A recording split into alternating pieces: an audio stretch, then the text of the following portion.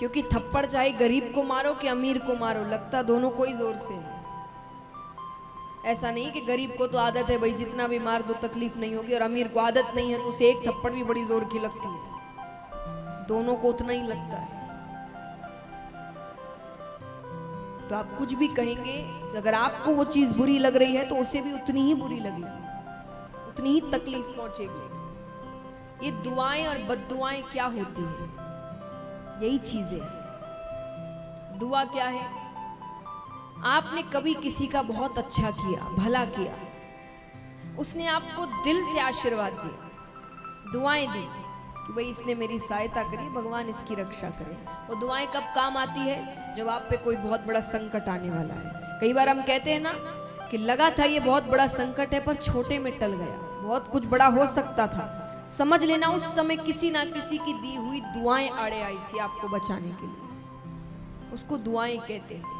लेकिन बद्दुआएं भी ऐसे ही काम करती हैं। आपने कभी किसी का बहुत दिल दुखाया था, अब आप कोई कार्य करने जा रहे हैं, बड़ी मेहनत की आपने उस कार्य में, सब कुछ मान लीजिए आपने दांव पे लगाया हो, और वो काम बस सफल होने ही वाला है, आपको लग रहा है कि बस हो गया ये काम, और अचानक सब कुछ उल्टा पड़ जाता है और आप समझ ही नहीं पाते कि काम असफल हो कैसे गया।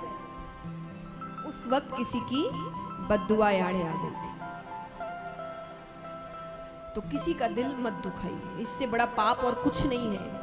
बाकी सारे पाप बाद में आते हैं। किसी भी इंसान, पशु, किसी का भी अगर आप दिल दुखाते हैं तो बहुत बड़ा पाप है। पांचवा लक्षण है तितिक्षा। अर्थ, भगवान जो भी दे उसे प्रसाद समझकर ग्रहण करो। जो भी दे, दुख हो सुख हो, जो भी परिस्थितियां हो, उसे प्रसाद समझकर आप ग्रहण करिए। क्योंकि वो हम सबसे ज्यादा सयाने हैं, हमसे ज्यादा ज्ञानी हैं। आपने, हमने भविष्य नहीं देखा, उन्होंने देखा है, उनको पता है सब क्या सही है इसके लिए, भविष्य में क्या गलत है, किस वक्त इसे क्या देना है मुझे, उन्हें पता है कि नहीं। एक बात बताइए, आप ज्यादा होशियार कि ठाकुर जी? आप भी हो सकते हैं, भगवान ने आपको दिमाग दिया है। बताइए, आप ज्यादा होशियार कि ठाकुर जी? जोर से। तो क्यों इतनी होशियारी लगाओ? हर चीज में इतने प्रश्न, ये क्यों हुआ, वो क्यों हुआ, ऐसा क्यों नहीं होता। वैसे उन पर थोड़ा तो भरोसा रखिए। दुख आते हैं, ये तो पिक्चरें देख देख कर अलग ही हमने तरीका बना लिया है कि दुख आते ही भगवान पर चिल्ला चिल्ली करना, उन्हें दोषी ठहराना। कितने तो एक काम नहीं हुआ भगवान बदल लेते हैं, कहीं और प्रसाद चढ़ाकर देखते हैं, किसी और के धाम जाकर देखते हैं।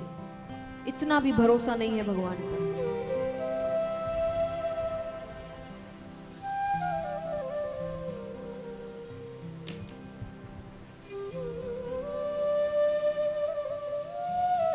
एक बहुत अच्छी कहानी सुनाती हूं मैं आपको।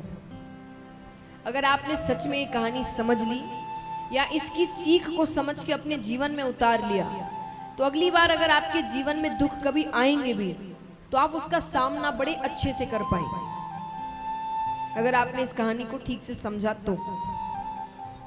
भगवान जब दुख देते हैं तो क्यों उन पे क्रोधित नहीं होना चाहिए और क्यों उनका धन्यवाद करना चाहिए हमें। एक बार एक माता अपने घर के दरवाजे पर खड़ी है। उसके घर के सामने बहुत सारे बच्चे खेल रहे हैं, मोहल्ले के बच्चे हैं, सब खेलते हैं। शाम का समय हो, स्कूल से वापस आते तो बहुत से बच्चे खेल रहे हैं, उसमें उसका भी बच्चा खेल रहा है, इसलिए वो खड़ी है, देख रही है कि बच्चे क्या कर रहे हैं। सब बहुत प्यारे लग रहे हैं सारे बच्चे। तो उन बच्चों को देखकर उनके मन में बड़ा प्रेम आया। उनके मन में आया कि मैं सारे बच्चों को थोड़ी थोड़ी चॉकलेट्स दूं। तो क्या वो दे सकती है?